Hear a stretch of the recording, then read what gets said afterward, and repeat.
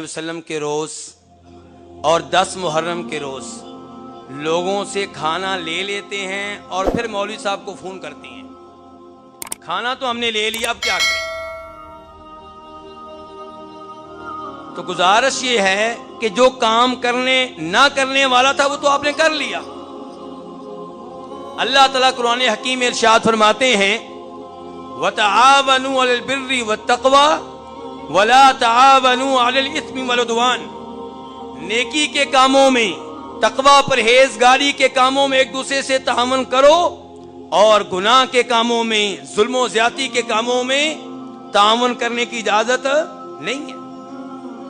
अगर आप ईद मिलादुन नबी सल्लल्लाहु अलैहि वसल्लम को बिदअत मानते हैं तो फिर इसमें किसी किस्म का ताउन करना जायज नहीं है।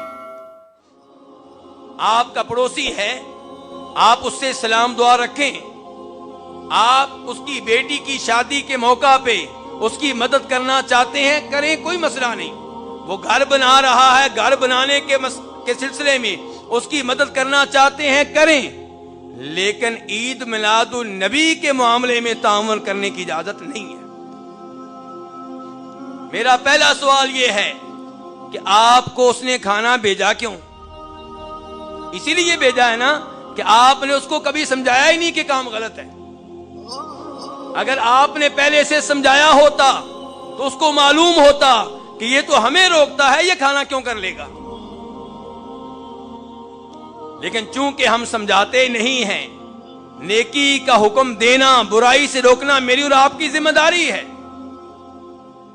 तो इसलिए हमारे घर में खाना आ जाता है। अब जब खाना आ चुका तो आपके पास बेहतरीन मौका है, उसको खड़ा कर लें। ये खाना किस लिए, क्या मुनासबत है, वो बताएगा ईद मिलादुन नबी, तो आप बताएंगे कि ये अमल दुरुस्त नहीं है, क्योंकि नबी सल्लल्लाहु अलैहि वसल्लम ने और सहाबा किराम रिज़वानुल्लाहि अलैहिम अजमाइन ने, ताबीईन ने, तबा ताबीईन ने, 4 इमामों ने इस पे अमल नहीं किया। और तो और शेख अब्दुल कादिर जिलानी रहमहुल्लाह ने इस चीज को नहीं अपनाया। और आम आदमी के लिए इतने दलाइल काफी हैं। अब वो आपकी दलील माने ना माने, आपका पैगाम पहुंच गया, दावत व तबलीग का हक अदा हो गया। लेकिन हम खाना ले लेते हैं और फिर कहते हैं कि अब क्या करें। मेरे भाई, जब आपने खाना ले लिया, अब गिराने की जरूरत नहीं है, खाना हराम नहीं है। अलबत्ता अगर गोश्त हो फिर मसला है, फिर देखना होगा कि जानवर किस नाम पे ज़िबा किया गया है। क्या नबी अलैहिस्सलाम को राजी करने के लिए ज़िबा किया गया है? क्या आपका नाम लेकर ज़िबा किया गया है? अगर ऐसा है तो फिर उस गोश्त से इत्नाब किया जाएगा। दीगर चीजें, मिठाई, रोटी, हलवा, सवियां, खीर, ये चीजें अगर आपने ले ली हैं तो अब गिराने की जरूरत नहीं है, ये चीजें हराम नहीं हैं। गोश्त का मसला होता है कि किसके नाम पे ज़िबा किया गया है। तो असल बात क्या है कि आप ये चीजें ना लें। अगर कोई आदमी किसी ऐसे महल्ले में रहता है जिस महल्ले में उसे खतरा है कि अगर मैंने खाना ना लिया तो रात को मेरे घर पे चढ़ाई हो जाएगी, पत्थरों की बारिश होगी, अंडों की बारिश होगी, टमाटरों की बारिश होगी, मेरे बच्चों की पिटाई होगी, कोई ऐसा मसला है तो फिर आप रख लें, वरना ये खाना रखना इस मामले में ताउन करना है और इस मामले में ताउन करने की इजाजत नहीं है।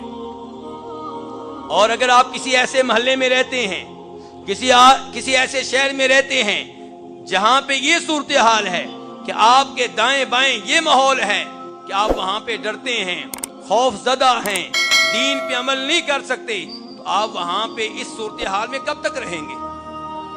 अपनी रहायश को मुंतकिल करें या फिर वहां पे दावत व तबलीग का आगाज करें। आपके बच्चे कब तक इस माहौल में बड़े होंगे? तो फिर आपको सोचना चाहिए कि आपकी रहायश कहां होनी चाहिए।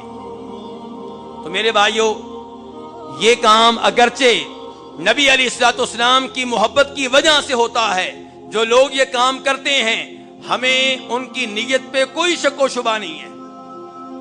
यकीनन वो ये काम नबी अलैहिस्सलाम की मोहब्बत में करते हैं। وہ اپنی طرف سے اسلام کے دشمن نہیں ہیں، لیکن انجانے میں یہ کام ہو رہا ہے اور یہ کام بدعت ہے، دین میں اضافہ ہے۔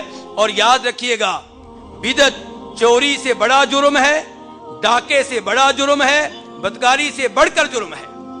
حالانکہ بدکاری کتنا بڑا جرم ہے، چوری کتنا بڑا گناہ ہے، ڈاکہ کتنا بڑا گناہ ہے، لیکن بدعت ان تمام گناہوں سے بڑھ کر ہے۔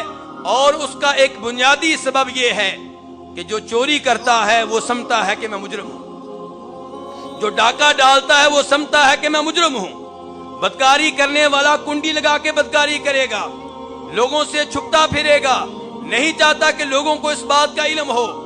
لیکن جو کسی بدعت کا ارتکاب کرتا ہے وہ بینر لگاتا ہے، وہ پوسٹر لگاتا ہے، لوگوں کو بھی دعوت دیتا ہے، واٹس ایپ پہ میسج بھیجتا ہے، کیونکہ وہ اس کو نیکی سمجھتا ہے۔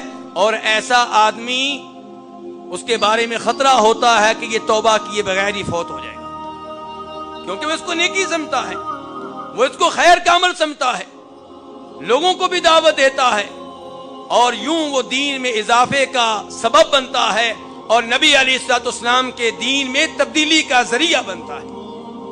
اللہ رب العزت سے دعا ہے کہ اللہ تعالی ہمیں دین کو صحیح معنوں میں سمجھنے کی توفیق عنایت فرمائے۔ یا اللہ ہمیں جب تک زندہ رکھنا اپنے نبی کے دین پہ سختی سے کاربند رکھنا، یا اللہ توحید و سنت پہ قائم و دائم رکھنا، یا اللہ شرک و بدعات سے محفوظ رکھنا، یا اللہ کبیرہ گناہوں سے محفوظ رکھنا، یا اللہ ہمارے بچوں کو نیک بنا، یا اللہ انہیں قرآن کا حافظ بنا، یا اللہ انہیں دین کا عالم بنا۔ یا اللہ ہم سب کو جب موت آئے تو اس حال میں آئے کہ ہماری زبانوں پہ آخری الفاظ یہ ہوں کہ لا الہ الا اللہ۔ یا اللہ روز قیامت ان لوگوں میں شامل فرمانا جن کی نبی علیہ الصلوۃ والسلام شفاعت فرمائیں گے، جو آپ کے جھنڈے کے نیچے کھڑے ہوں گے، جو آپ کے حوض سے پانی پینے کا اعزاز حاصل کریں گے۔ یا اللہ جتنے مسلمان مریض ہیں سب کو شفا دے۔ یا اللہ جو پریشان ہیں ان کی پریشانیاں دور فرما۔ یا اللہ جن پہ قرضہ ہے ان کی قرضہ اتارنے کے سلسلے میں مدد فرما۔ یا اللہ ہمارے ملک پاکستان کی حفاظت فرما۔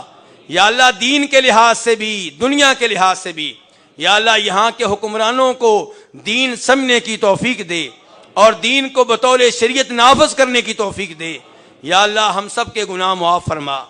یا اللہ ہم سب کے گناہ معاف فرما۔ یا اللہ ہمیں اپنا منیب بندہ بنا لے، اپنی طرف رجوع کرنے والا بندہ بنا لے۔ یا اللہ اپنے محبوب اور پیارے بندوں میں شامل فرما لے۔ یا اللہ روز قیامت ہمیں ساتھ ملے نبیوں کا، صالحین کا، شہداء کا، وحسن اولئک رفیقا، وصلی اللہ تعالی